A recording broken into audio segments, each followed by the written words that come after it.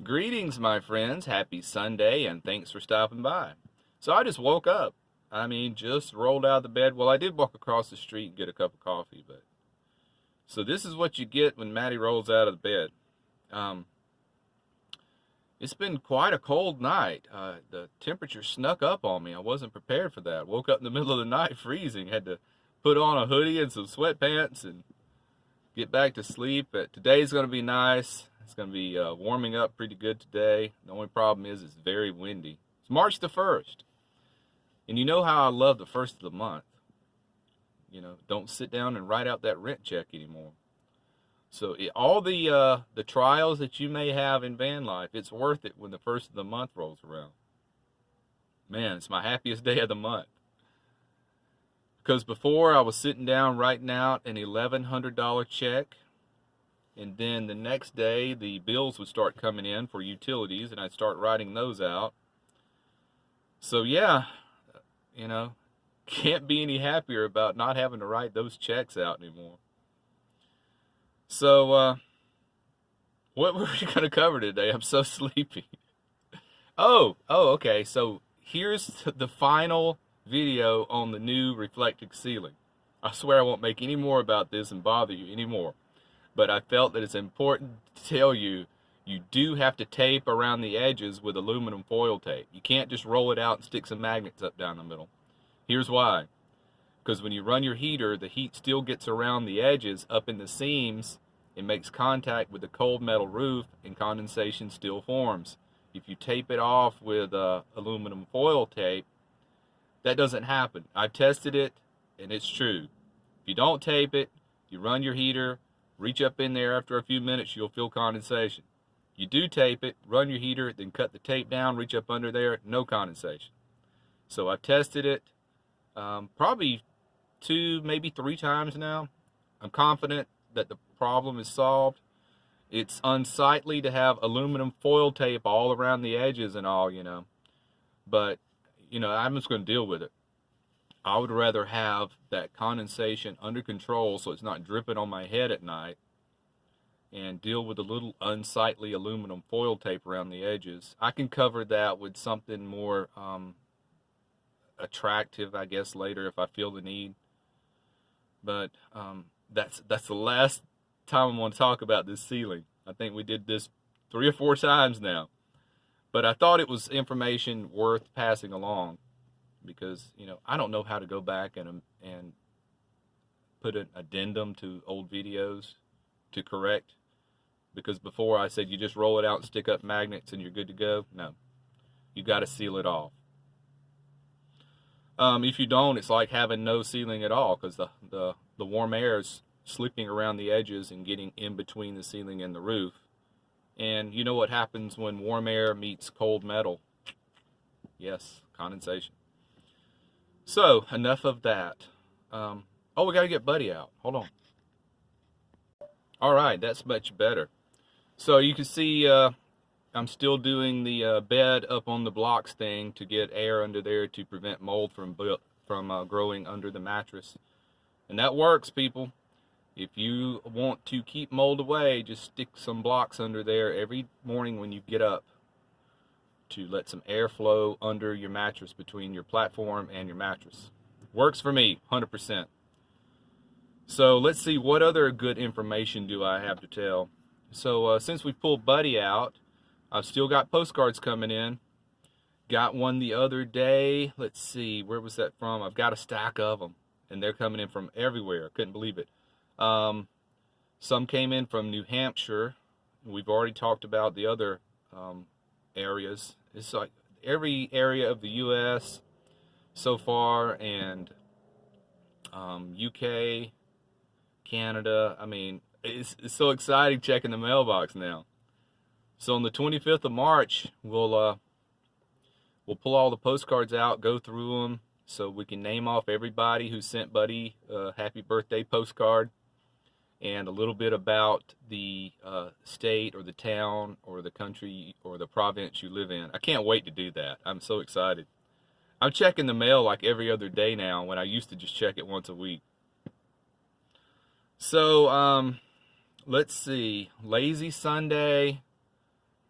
Just woke up, so I'm trying to get my thoughts together. Here, let me have a little sip of coffee. It's a coffee shop called the White Bison. You see that? It's here in Nashville. And their house brand, I don't know what it is, but it's delicious. I'm in there about every day having their coffee. And so, quick advertisement for the White Bison, I guess. So, my plan for today is I'm going to go to Warner Park. It's a big park here in Nashville. Walk it because it has lots of trees that'll block the wind. It's super windy here today. I should go get a kite and fly it. It's perfect weather for it. But even if it's 60 degrees and the wind's blowing strong, it's going to feel like it's about 45. So I want to go to a park where some of the trees will block some of the wind. I have been very lazy all week. Not about work. I've worked my butt off, but I haven't done any exercise. No walking, anything. There was a few nights this week I've done something I've never done before. I spent the entire evening in the van. When I got off work, went to Planet Fitness, got my shower and shave and my routine. I came straight to the van and stayed in it for, let's see, 7, 8, 9, 10, like 4 hours before bed. Just here in the van. And I did that almost every evening. I don't know what happened. But, you know, I'm usually out doing things out of the van, living out of the van instead of living in a van, so to speak. But something happened this week where I just wanted to hibernate, or what's the word for it? Just be alone and not around people. It has nothing to do with the coronavirus, even though they're saying limit, you know, your public exposure. Nothing to do with that. It's just the mood I was in this week. Crazy. Sitting in this van for hours in the evening and didn't even think anything about it. But that's not good for you. Just, even though I was moving around in here and doing things, you know, still rearranging my food storage. I've shrunk down the storage. I've got rid of the big storage container. I'm using smaller containers now. Just making more room up here between the passenger seat and the dash. I've been doing things like that. Let's see. I added a dirty clothes container here. I've got 2 there. I was looking for one big one, but you cannot find a storage container that's tall and narrow. So I just got 2 of the same kind there. Right there and right there. So because those things are only 12 gallon. 12 gallons not a big container. And I found myself having to go to the laundromat too much. Okay, I don't want to have to go but about every 7 to 10 days. And before I was having to go about every 5, I think, because, you know, they're little containers, you know. So now I'll go when both of them get full. I will go and do my laundry and just won't have to go, you know, every week. If I can get 10 days, I think that would be ideal. Because I got so much to do, I don't know why. I don't have a whole lot to do after work.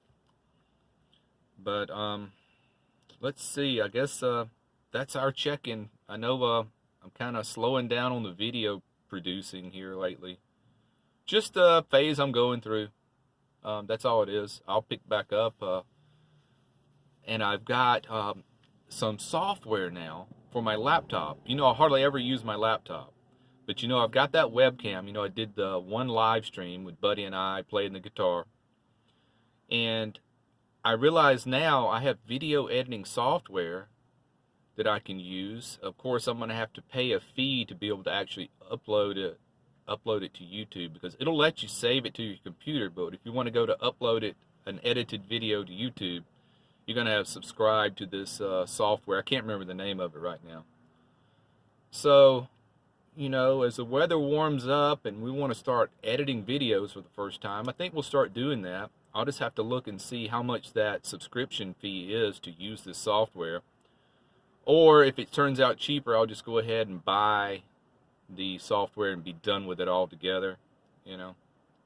But I would really love to start editing videos and give you guys better content. I really think I'm at the point on the channel now where I really should start doing that, you know.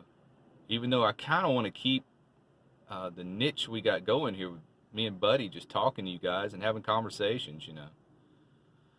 Or in our case, monologues, I guess. But I think it's a needed niche on YouTube just to have talks and just talk about life in general. I think it's necessary to have a channel that does that. So, without a whole lot of fancy editing, you know.